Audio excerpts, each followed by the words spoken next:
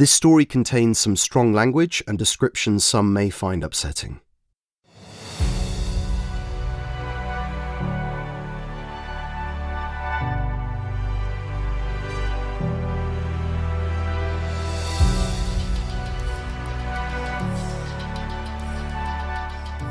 Day 22.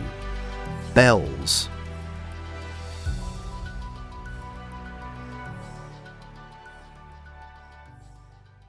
Welcome to Bells, sir. How may I assist you?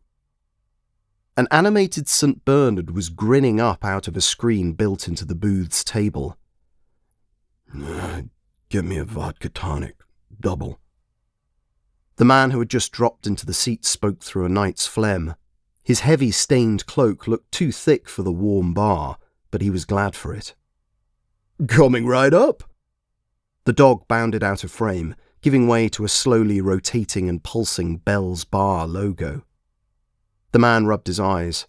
The pressure felt good. With a whir, the drink rose up through a slot in the table. He took a sip and hoped it would stop his leg bouncing soon. With his head on his fist, he tried to look around the room as casually as possible. One guy was playing pool by himself, and another was coming out of one of the virtual stripper pods, the pink glow of the internal light winking out as the door snapped shut behind him. He wasn't walking straight. The man sitting in the booth had his eye on the door, and these were the only two patrons he had seen since coming in. She was late. "You're late!" He nearly threw his drink at the ceiling when she spoke. She walked around from behind him to enter the booth. "And you look like shit, Sully." She looked him up and down from across the table.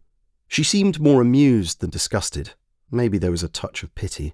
She was as pristine as ever, short blonde hair cut closer on one side, a broad-shouldered onesuit, crisp enough to be brand new. Those hawk eyes.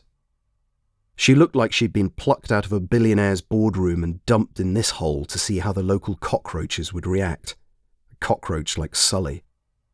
But she was clearly more comfortable here than he was. "I didn't know you were here." He wanted to sound angry, but he didn't. "You should have checked the ladies' restroom. Don't be such a prude. It'll get you killed one of these days." She smiled and waited for him to speak. He looked around and waited for someone to notice them both here together. "So, is it done?" she asked, far too loudly for him. "Welcome to Bells, ma'am. How may I assist you?" Sully took the opportunity to look around the bar again.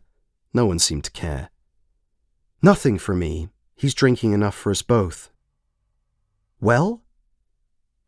He had done it. He had followed the guy down an alley, and when his gun jammed, he had hit him over the head with it instead. That obviously hadn't killed him, so he had had to repeat it. Repeatedly. And that hadn't even been the worst one. He downed his drink. She had her answer. "I'm done. That's it, I'm not doing it again." He couldn't look at her. "Sully," she said slowly, "don't do that to yourself. You might start to believe what you're saying." "I mean it this time.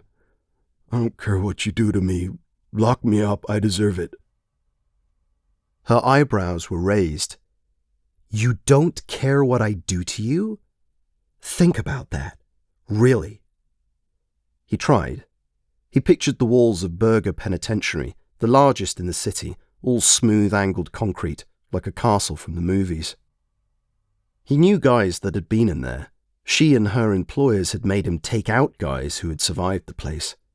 They hadn't been so tough. The thought made him feel sick, but not scared.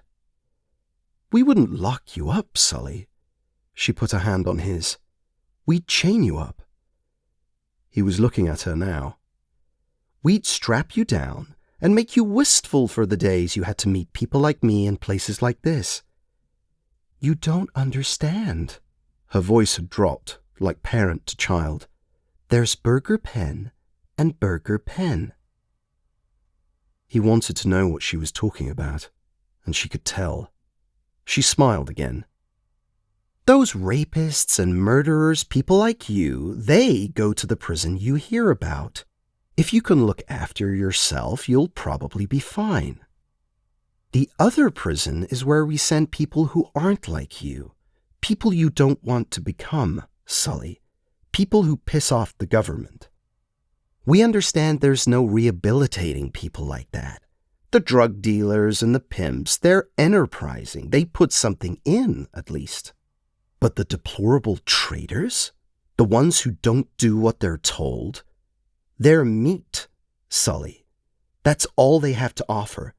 Bodies we test, experiment on. Exactly how much shampoo can a human consume before it gets unpleasant? If it's technically possible, what about practically possible to impregnate someone born as a man? What about whole head transplants? Someone has to answer these questions, Sully. Hello, sir. May I get you another? When we grabbed you and pulled you squealing by the ankle out of that convenience mart, you begged us. You pleaded. You said you would do anything we said. We take that kind of offer very, very seriously. The cartoon dog had timed out and gone. Sully wished it would come back. I told you, 10 names, and we have a deal. And I was generous. I didn't tell you how or when. Just don't get caught. He was transported back to the first time. He had waved guns at people many times, but never followed through with it. Not until they stood between him and his freedom. She had begged too. It took all his rational will to stop him running to the first cop, anyone who would listen, and telling them the truth. Telling them what he did, what they made him do. Even after all he had done for this woman, he was still glad he had held his tongue. But how many are you up to now, 7? She was going to make him say it. 6. Ah, yes, my mistake. You're so honest, Sully. That's what I like about you. Sully watched the Bell's Bar logo swiveling. What's the name? He asked. You know, I think I will have that drink, she said.